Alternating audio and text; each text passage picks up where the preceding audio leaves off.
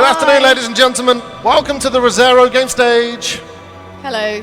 That's why you cheer. There we go. There we go. This is Dan Webb, if you didn't know. Hi. How's it going? And I'm Julia Hardy. Hi. Julia, we have another very special guest to play a very new video game that's not even out yet. It's not.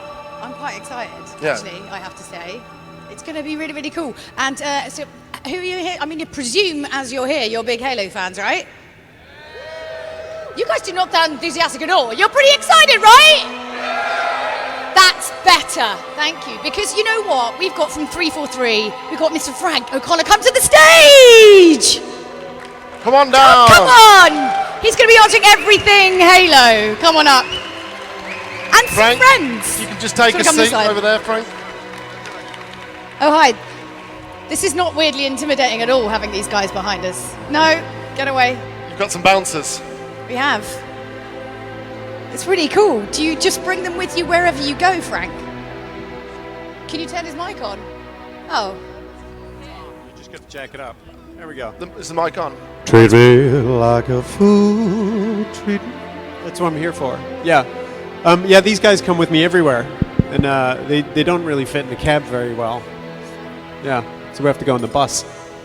They're going to be around for some pictures actually at the end, but they won't stay here for the whole duration because I think it gets a bit sweaty in there, right? They don't smell good after a long day. They smell of rubber and sadness. And it's, yeah. Hey, Master Chief, is it a bit moist in there? Oh, yes it is. They can't talk. They can't I know, talk. you just have to, no, but it's all right as long as you ask yes and no questions, they're happy to nod. It's like the Stig, right, from Top Gear. Oh. Just no emotion. No emotion. No. Well, they might have emotion. They just stoicism. Oh, there we go. So this is exciting. I mean, you must be excited. It's like almost time. Yeah, it's. I actually, because of the time difference, I actually get back on launch day on Tuesday to the States. I mean, I used to live in London, so this is kind of a homecoming for me in a way. But it is really exciting, and it's really exciting to think of it as a big global event as well. Can I just point out your jacket for a minute? Yeah. So it has UNS. Is this so that, like, if you want to go incognito, you can just?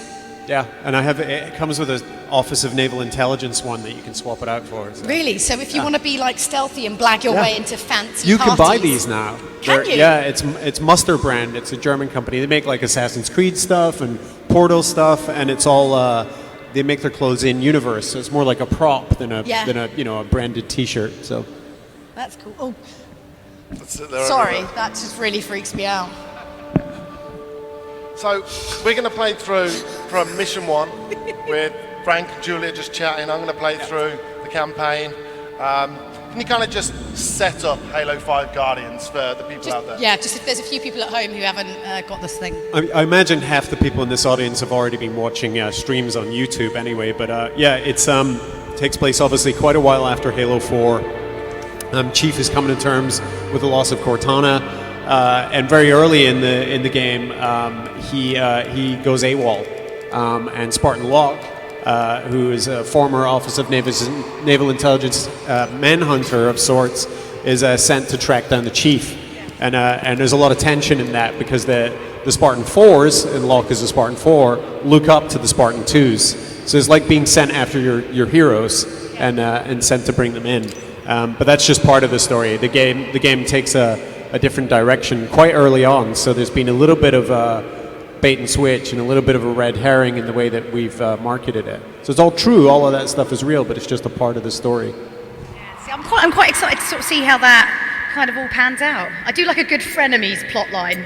I kind of know, but I can't say anything until next week. Don't say anything, Dan. I can't. I'm under embargo.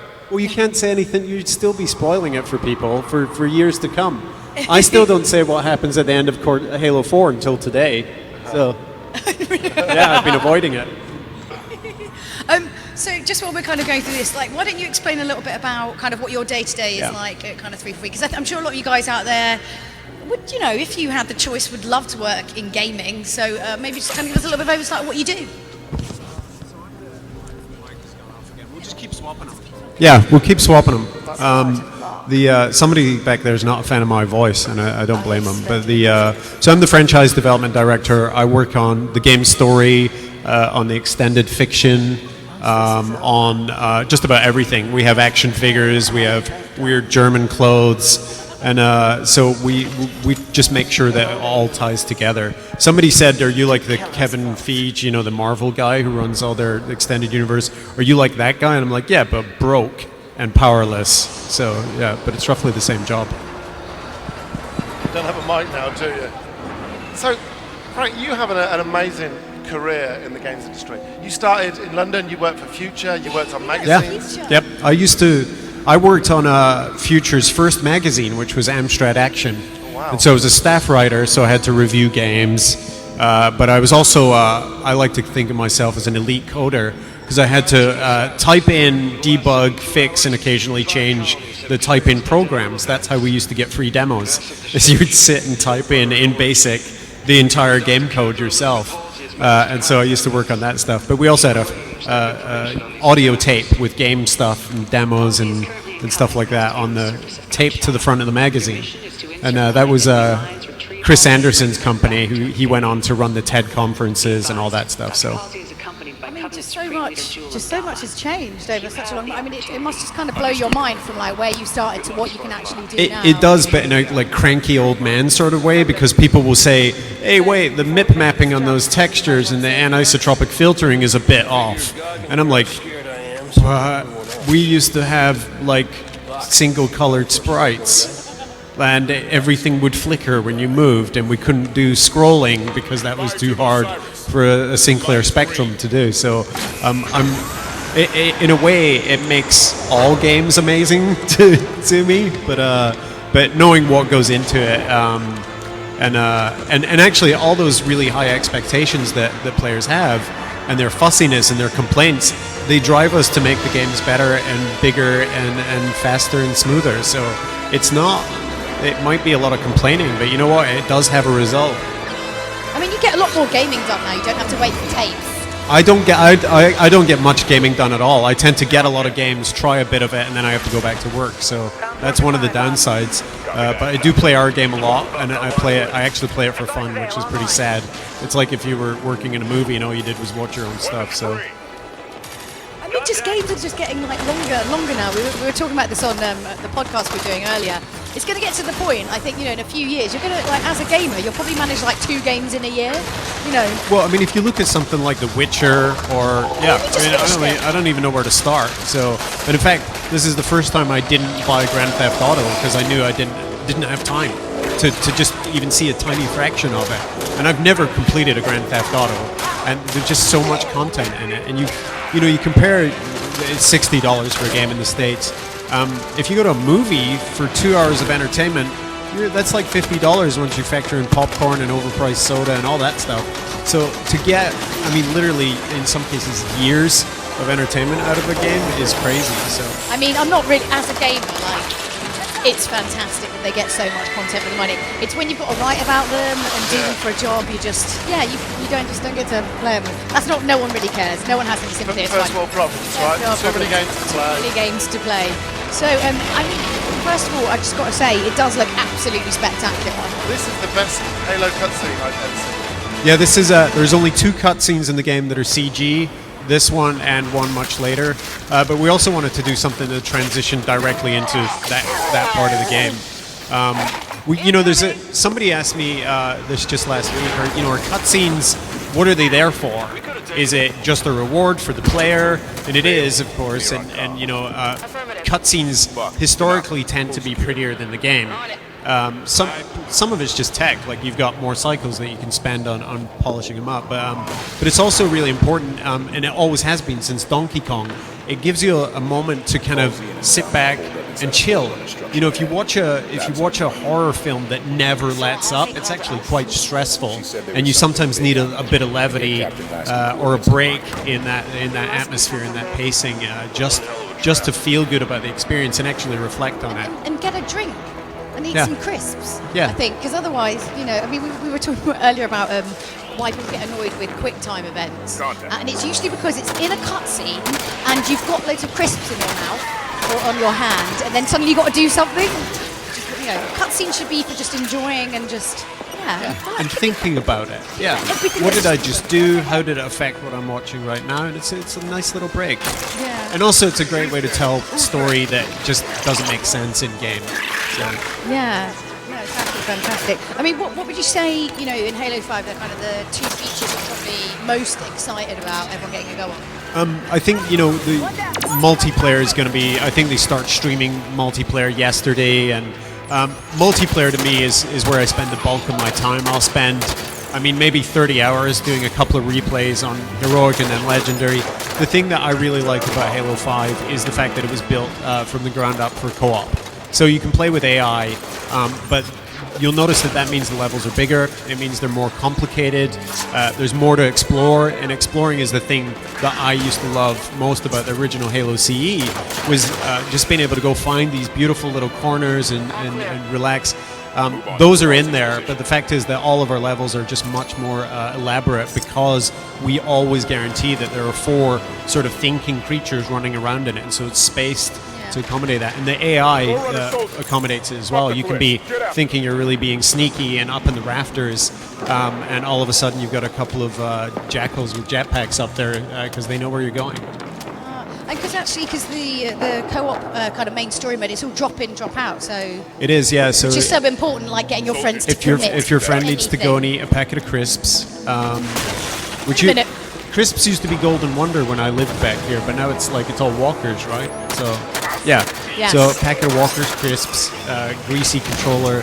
Yeah, he can do that, and the AI will immediately and seamlessly take over. They might be more cooperative and helpful, in fact, than your friends. So. Well, also, like the Halo console they brought out, you couldn't eat cheesy knickknacks with that, because they make your hands orange. You know, you get your lovely new controller. You know, I actually don't eat when I'm gaming, so it's mostly it's drinks.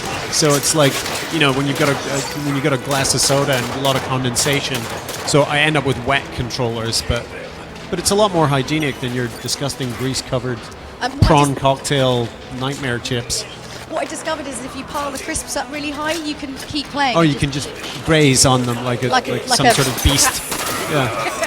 It's really sad that I've worked out a way to eat crisps and not stop gaming. That's a little bit sad. So yeah, I'm really excited about the multiplayer. You know, having 24 people. That's because let's be honest, the more people you put into something, just the more absolutely crazy it's going to get. Because whilst you can always make AI really, really good, they will never be as crazy as people. And one of the things that I think people, we've put in a lot of esports features. There's a follow camera, so you can sort of do spectator stuff. But one thing I think people haven't really thought about is we put in all this new mobility, and you just saw a Grand Pan there. You can do sort of charging, duck under, come up with shotguns blazing. Go on a Grand Pan. In some ways it's almost like a fighting game, and then you can now chain together all this stuff. And so the highlight reels, I used to love watching highlight reels that are just sniping, snipe. I can watch that all day. But now you're going to start to see stuff that is really quite exciting to watch, and a lot of variety in that. So I think esports is going to be much more watchable this generation, not just for Halo 5, but other games as well. You're just seeing players do more physical stuff than simply sort of landing the reticle over a target.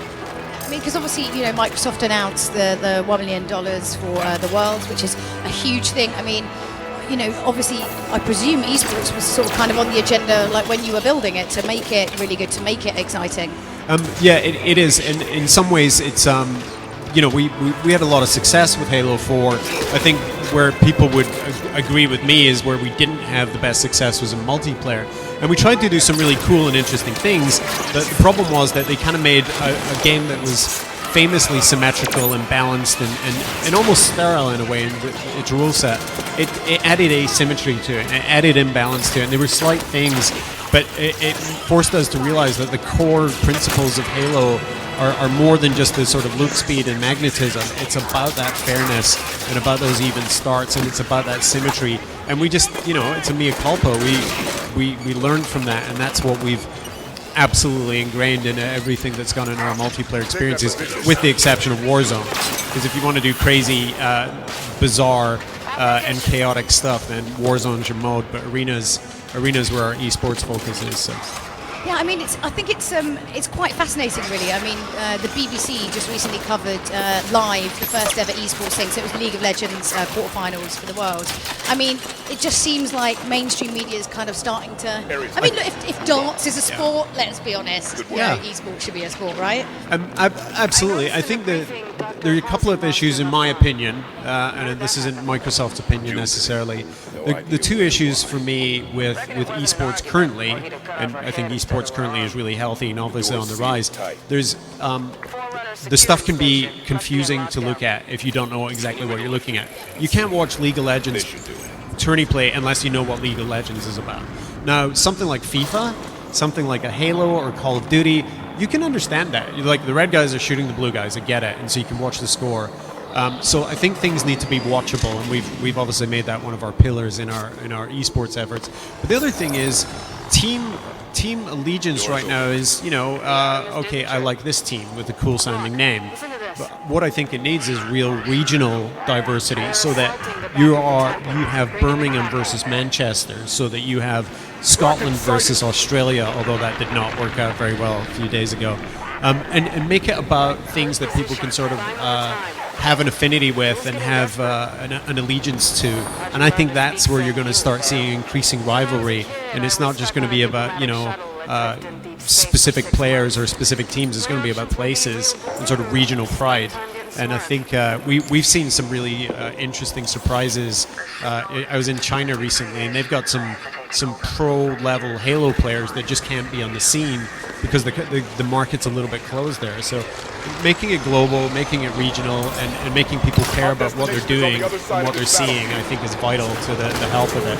But China's completely mental on esports, like really, really crazy. They just supposed to like buy up all the Korean players and put them in like these weird flats where they have like butlers who wait on them. It's the Asian scene's really interesting because there's a lot of there's huge emphasis on homework and stuff, and it's going to sound like a stereotype, but literally you have these kids and they don't play their games at home. So a lot of the scene happens in internet cafes in a way that it doesn't here, because we can kind of go home, and as long as we do our homework, then you can do your homework, kids, is what I'm saying.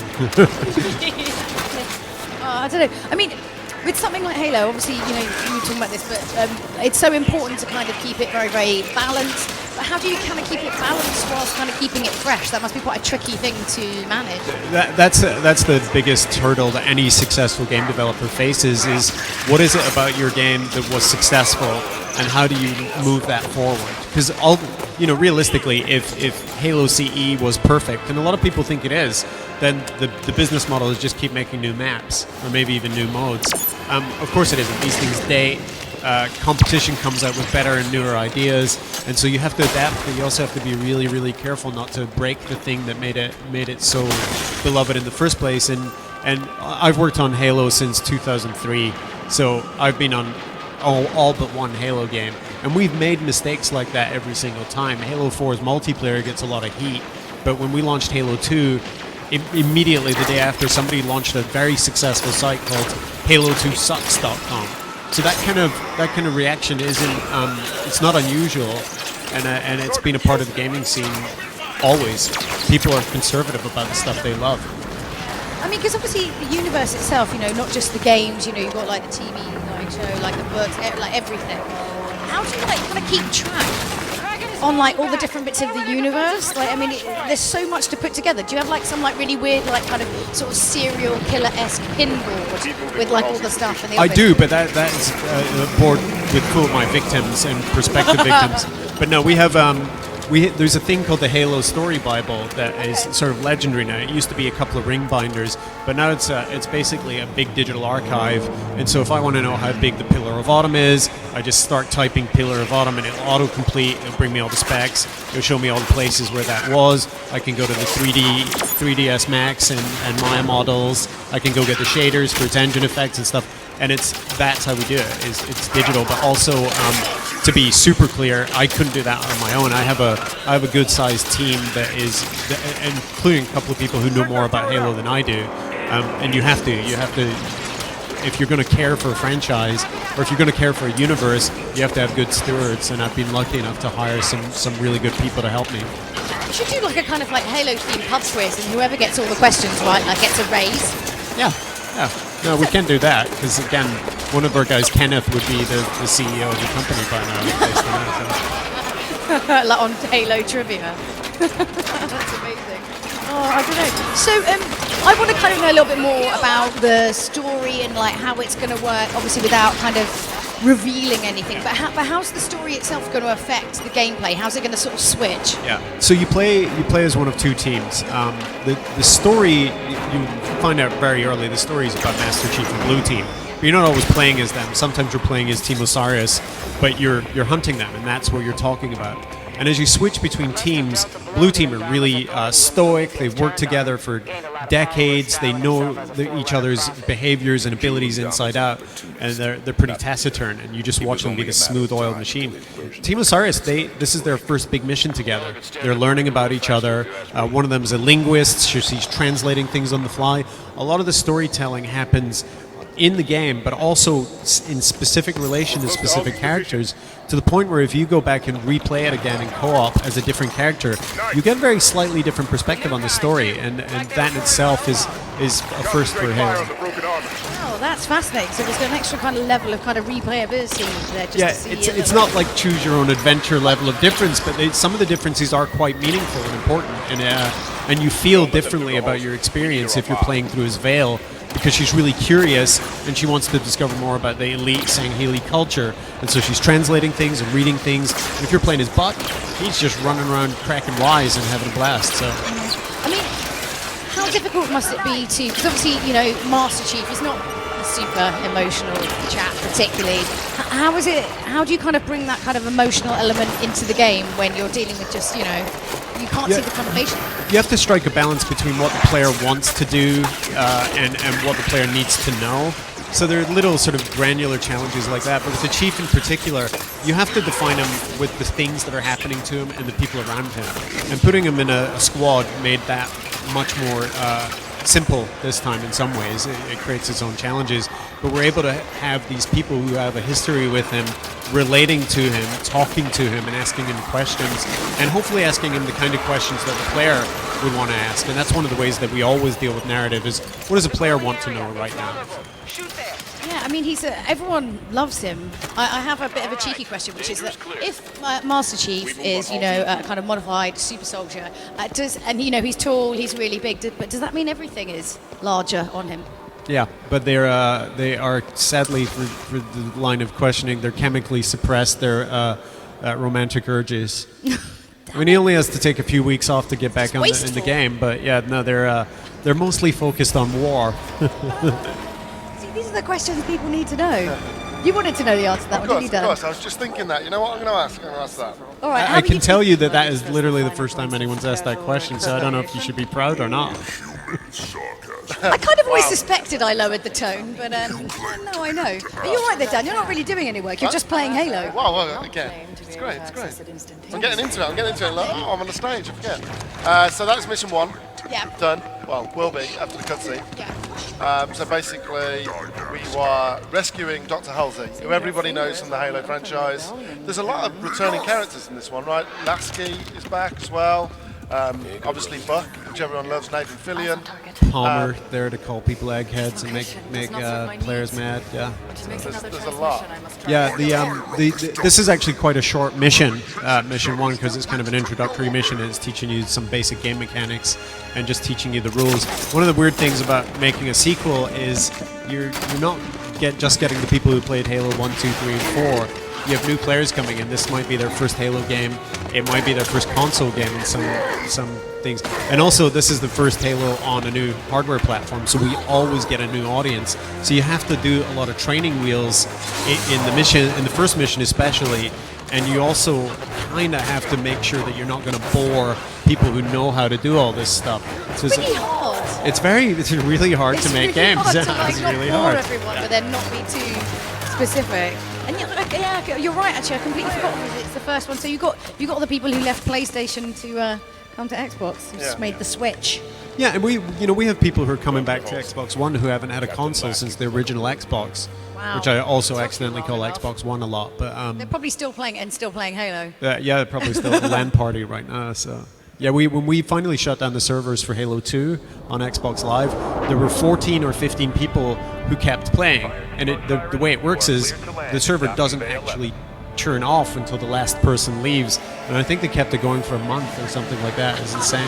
And eventually there was like one guy left, and they turned the lights out. I mean, like, there are so many fantastic games out. I mean, I think I've just been constantly, everyone's been pretty blown away by sort of the level and the quality, and even the games that are coming out. Is there anything particularly that you're really excited about seeing and playing that's coming out? Or has been out? Definitely Star Wars. I mean, I think it's like wish fulfillment. I was playing the beta, or the beta, sorry, the other day, and I've been away too long. And I was running around on Hoth, not really knowing what was going on, and in the distance there was this tiny black speck.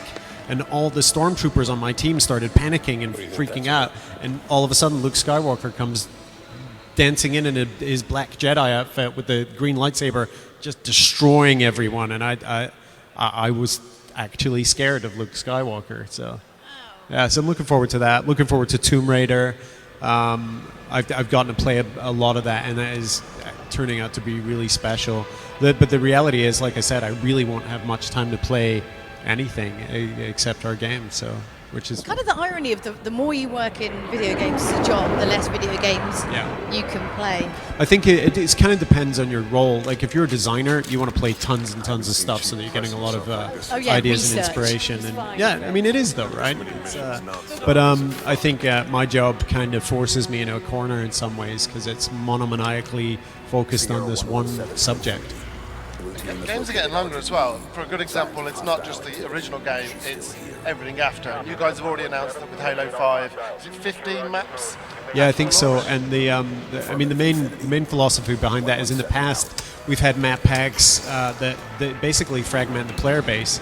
So a couple of months from now, on a typical release schedule, that you'd have some people with the new maps and some people without. So we made them free, I think that's the best thing we could have done to make sure that we're cementing a solid player base and an unfragmented player base, which is really, really important.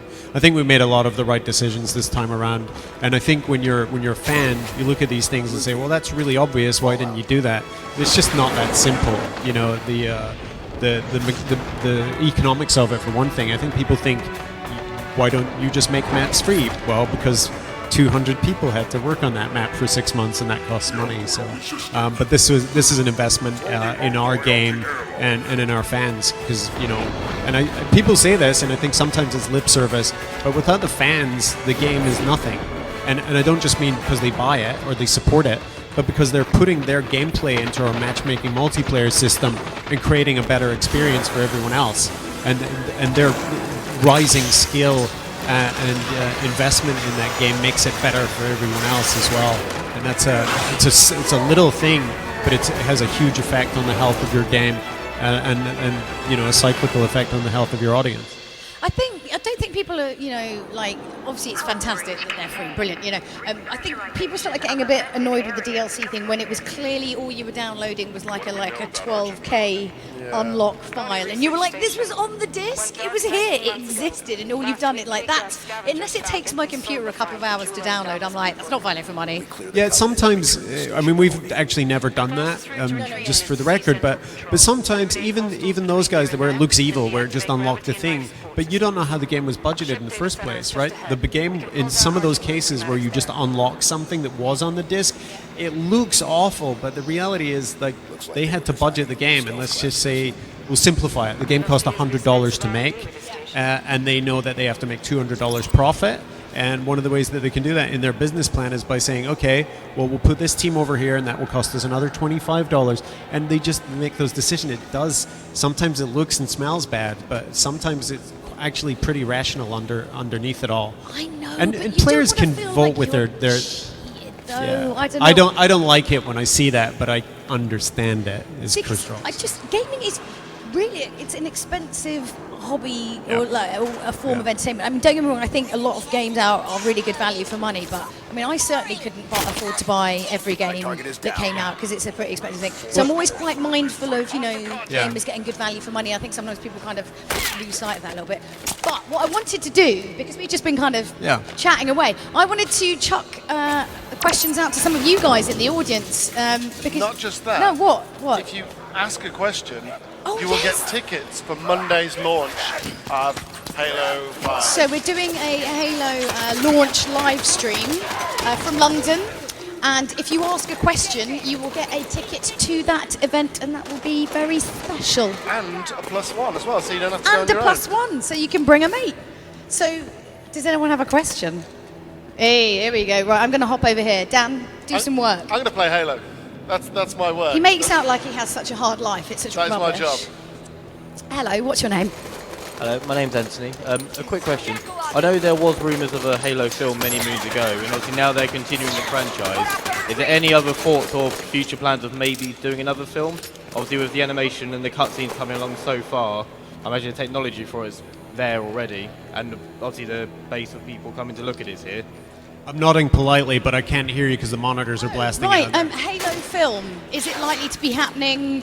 Can you hear me? You can't hear me. It's the feedback. Hey, is a Halo film happening? No, we're not working on a Halo film right now, but we are still continuing to work on Halo live-action TV series with Steven Spielberg and some yet-to-be-named partners. But no current plans for film, but the TV series doesn't necessarily exclude the possibility of a film. Any other questions? Oh, you've got a giant finger. Let's go over here. So, and just an FYI, if you ask a question, if you come and see us at the end, we'll take your details and stuff, so we can get you into the live launch. Okay. Hello, what's your name? Paul. Is there going to be any new vehicles available, like either in the campaign or the multiplayer? New vehicles. Sorry? New vehicles. New vehicles. New vehicles. Sorry. This is There's at least one new vehicle, which is the Forerunner Phaeton, and they're not much of a secret. There will be new vehicle variants.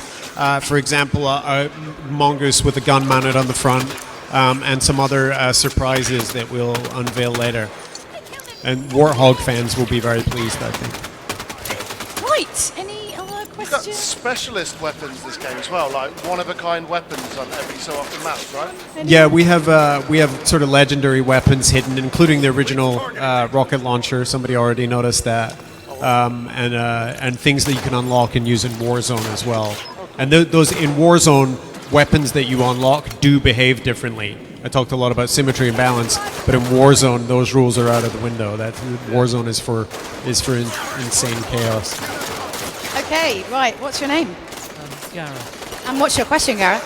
I heard that new features of the game meant that you had to couch co-op. I was wondering if you could elaborate on what it was about the new game that meant it was, beneficial to do so. Okay, so we've got because we've got the local-based co-op. Because we've got local, the speakers here. I'm going to come over here, yeah. So because we've got local-based co-op, is there anything specifically about the new game that lends itself to having that kind of experience when you actually have your phone? So there's no split screen co-op. So yeah, but the game is designed around online co-op very specifically. So there are not only I talked about bigger levels and more sort of expansive places to explore. There are specific sort of Easter eggs and secrets and story points that only happen and can only happen as a result of that co-op play, and that'll be different for each character. Okay, great. What's your name? My name. Is there any chance Blood Gulch will return as a free DLC map? Is there any chance Blood Gulch will return as a free DLC Oh, map? Blood Gulch. We're going to have some more news about Big Team Battle later this year. I can't really say more than that. Oh, come on. I can say that we know which maps are our fans' favorites, and and I think you're actually this time around going to see some really, really interesting things in Forge. Forge has changed pretty radically, and so it's the limitations that people used to have are no longer there. So you can make a very, very accurate Blood Gulch, including geology, geometry. Okay. Hello, sir. What's your name? Harry. You know, on Halo 4, when you complete it on Legendary, you got like a special unlock for like Master Chief's armor. Yeah. Is there gonna be like that on Halo 5? Like any worth doing Legendary and unlock something for multiplayer? Yeah, there's going to be a lot of unlocks, and unlocks can happen in a lot of ways, including rec packs, as you know, but there's also a lot of Easter eggs hidden there. And the number one question we get is, will there be Mark V armor?